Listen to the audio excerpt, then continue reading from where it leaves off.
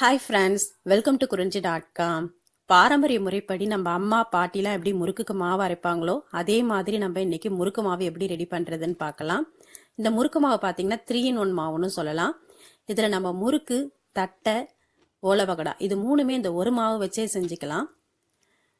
உங்களோட முறுக்கு பார்த்தீங்கன்னா நல்லா வெள்ளை வெள்ளையர்னு கிறிஸ்பியாக இந்த அளவுக்கு முறுமுறுப்பாக வரணும்னா நம்ம இந்த அளவுகள்லாம் கரெக்டாக சேர்த்து அரைக்கும் போது நம்மளோட முறுக்கு கரெக்டான பதத்தில் கிடைக்கும்.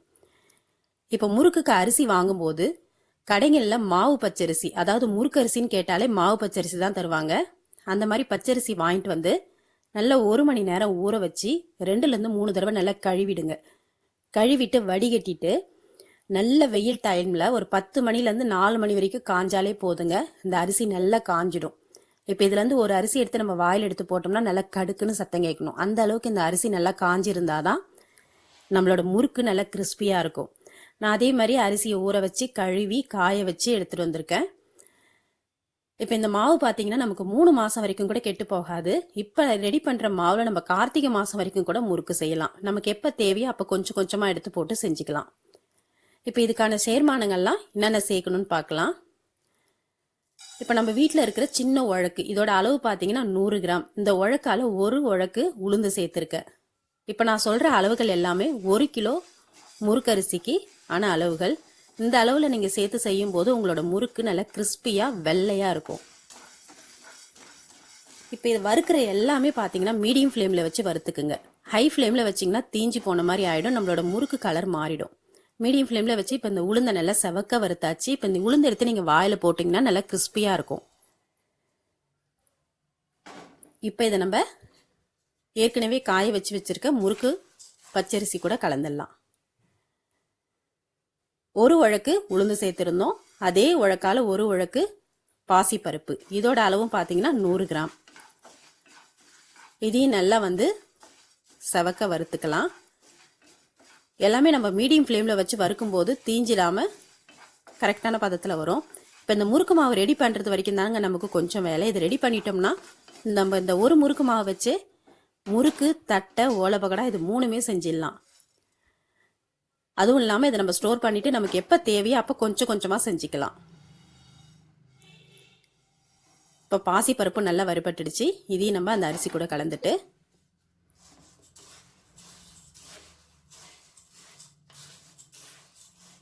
இப்போ நம்ம உளுந்து பாசி பருப்பு ரெண்டுமே 100 கிராம் அளவில் சேர்த்தோம். பொட்டுக்கடலையை மட்டும் அந்த உழக்கால 3/4 உழக்கு, அதாவது 75 கிராம் இந்த அளவில் சேர்க்கும் போது நம்மளோட முறுக்கு நம்ம பிழியும் போது விண்டு போகாமல் கரெக்டான பதத்தில் வரும். உளுந்து நம்ம பொட்டுக்கடலை அதிகமாக சேர்த்துட்டோம்னா அது விண்டு போன மாதிரி வரும். அதனால் நம்ம பொட்டுக்கடலையை மட்டும் 75 கிராம் அளவுக்கு சேர்த்துக்கலாம். பொட்டுக்கடலை நல்லா வறுபட்டுடுச்சு. இதையும் நம்ம அரிசி கூட சேர்த்துடலாம். இந்த அரிசியை நீங்கள் காய வச்சு 2 நாள் கூட வச்சுருந்து அதுக்கப்புறம் அரைக்கலாம். ஆனால் அரைக்க போகிறதுக்கு அரை மணி நேரத்துக்கு முன்னாடி இதெல்லாம் வறுத்து உடனே சூடாக நம்ம மிஷினில் கொடுத்து அரைச்சிடணும். அப்போதான் நம்மளோட முறுக்கு மாவு பார்த்தீங்கன்னா நல்லா மழமழன்னு இருக்கும். இப்போ பொரி அரிசி வறுத்து சேர்க்கறதுன்னு சொல்லுவாங்க. இது நம்ம வீட்டில் இருக்கிற சாப்பாட்டு அரிசி இல்லை இட்லி அரிசி எதுவாக இருந்தாலும் பரவாயில்லைங்க. அதில் 200 கிராம் இந்த உழக்கால 2 உழக்கு அளவுக்கு புழுங்கல் அரிசி சேர்த்து இது நல்லா அரிசி செவந்து பொரியணும். பொரிஞ்சு வர்ற வரைக்கும் வறுத்துட்டு இதில் சேர்த்துட்டோம்னா நம்மளோட முறுக்கு நல்லா கிறிஸ்பியாக இருக்கும்.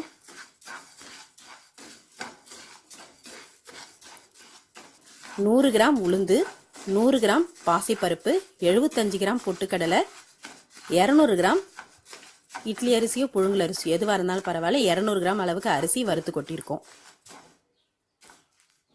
இதுதாங்க இதுக்கான அளவு.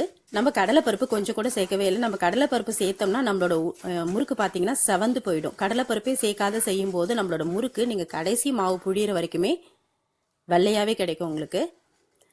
இப்போ பாருங்கள், இந்த அரிசி நல்லா வறுபட்டுடுச்சு.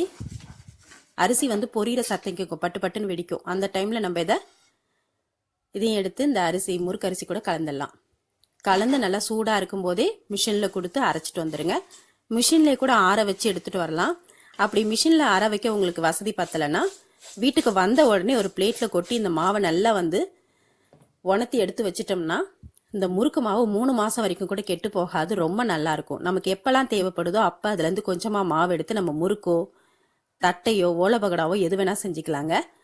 நான் அடுத்த வீடியோவில் இந்த மாவில் முறுக்கு எப்படி செய்யறதுன்னு பார்க்கலாம்.